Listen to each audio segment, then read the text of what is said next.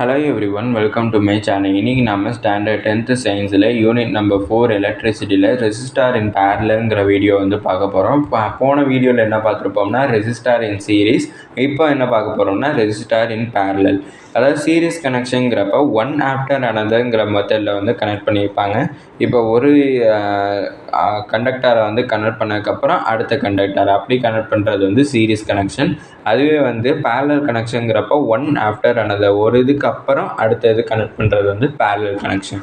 இப்போ இங்கே கொடுத்துருக்க கனெக்ஷன் பேரலல், அதாவது இங்கே ஒரு ரெசிஸ்டார் இருக்குது, அதுக்கப்புறம் ஒரு ரெசிஸ்டார், அதுக்கப்புறம் ஒரு ரெசிஸ்டார் 1/1 பண்ணியிருக்காங்க. ஒன் ஆஃப்டர் அனதர் இப்படி பண்ணாமல் 1/1 பண்ணியிருக்காங்க. இது one of the parallel connection. இப்போ பேட்டரியோட பாசிட்டிவ் டெர்மினலோட ரெசிஸ்டாரை கனெக்ட் பண்ணியிருக்காங்க. அதுக்கப்புறம் வோல்ட் மீட்டர், கீ, அதுக்கப்புறம் அம்மீட்டர்ஸ்லாம் கனெக்ட் பண்ணியிருக்காங்க. இப்போ எனக்கு மேலே இருக்கிற ரெசிஸ்டாரோடைய ரெசிஸ்டன்ஸ் R1 இருக்கும். ரெசிஸ்டாரோடைய ரெசிஸ்டன்ஸ் எப்போவுமே டிஃப்ரெண்ட்டாக தான் இருக்கும். அது ரெசிஸ்டன்ஸ் ஆஃப் எ மெட்டீரியலுங்கிற டாப்பிக்லேருந்து பார்த்துருப்போம். நிக்ரோம் வயரோடைய ரெசிஸ்டன்ஸ் ஒன்றா இருக்கும், காப்பர் வயரோடைய ரெசிஸ்டன்ஸ் வேறையாக இருக்கும், அதுக்கப்புறம் அலுமினியம் வயரோடைய ரெசிஸ்டன்ஸ் வேறையாக இருக்கும். ஒவ்வொரு வயரோடைய இல்லைனா ஒவ்வொரு கண்டக்டாரோடைய ரெசிஸ்டன்ஸ் டிஃப்ரெண்ட்டாகவே இருக்கும்னு சொல்லியிருப்பாங்க. அப்படின்னா இந்த ரெசிஸ்டாரோடைய ரெசிஸ்டன்ஸ் R1 இருக்கும், அடுத்த ரெசிஸ்டாரோடைய ரெசிஸ்டன்ஸ் R2, அடுத்த ரெசிஸ்டாரோடைய ரெசிஸ்டன்ஸ் R3 இருக்கும். அடுத்தது சீரீஸ் கனெக்ஷனில் என்ன பார்த்துருப்போம்னா அதோடைய பொட்டன்ஷியல் டிஃப்ரென்ஸ் டிஃப்ரெண்ட்டாக இருக்கும். கரண்ட் எப்போவுமே ஸ்டெடி கரண்ட் ஃப்ளோ ஆகும், எப்போவுமே டிஃபர் ஆகாது சீரீஸ் கனெக்ஷனில்.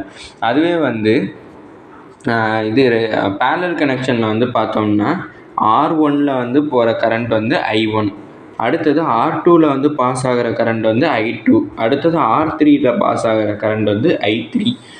ஒவ்வொரு இதுலையுமே ரெசிஸ்டாரில் ஃப்ளோ ஆகிற கரண்ட் டிஃபர் ஆகும். இது பேரலல் கனெக்ஷனில்.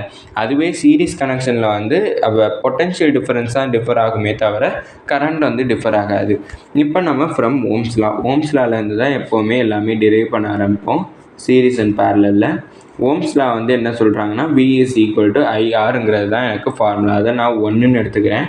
இப்போ எனக்கு இங்கே என்ன டிஃபர் ஆகுதுன்னா கரண்ட் தான் எனக்கு டிஃபர் ஆகுது. அதனால் ஐயை வச்சுட்டு ஆரை இங்கிட்டு ட்ரான்ஸ்ஃபர் பண்ணுறான். நான் I is equal to V/Rன்னு கிடச்சிருக்கு. இதை நான் நம்பர் 2ன்னுட்டு எடுத்துக்கிறேன். இப்போ எனக்கு கரண்ட் டிஃபர் ஆகுதுங்கிறனால ஃபஸ்ட்டு ரெசிஸ்டாரோடைய கரண்ட் I1 அது வேணும்னா பொட்டன்ஷியல் டிஃபரன்ஸ் எனக்கு சேஞ்ச் ஆகாது. அதனால அது எப்போவுமே V தான் இருக்கும், டிவைடட் பை அதோடைய ரெசிஸ்டாரோடைய ரெசிஸ்டன்ஸ் எவ்வளோ இருக்கும்னா R1. அதை எழுதிக்கிறேன். இது நம்பர் 3. அடுத்தது I2, அதாவது கரண்ட் 2 வேணும்னா அந்த கரண்ட் 2 எதில் பாஸ் ஆகும்னா ரெசிஸ்டன்ஸ் நம்பர் 2ல் பாஸ் ஆகும். அப்படின்னா V divided by R2, potential difference change ஆகாது. அடுத்தது I3 வேணும்னா I3 எதில் பாஸ் ஆகும்னா ரெசிஸ்டார் நம்பர் 3, அந்த ரெசிஸ்டாரோடைய ரெசிஸ்டன்ஸ் R3 டிவைடட் மேலே நியூமரேட்டரில் என்ன வரும்னா பொட்டன்ஷியல் டிஃபரன்ஸ், அது சேஞ்ச் ஆகாது, அது நம்பர் 5. இப்போ எனக்கு டோட்டல் கரண்ட் வேணும்.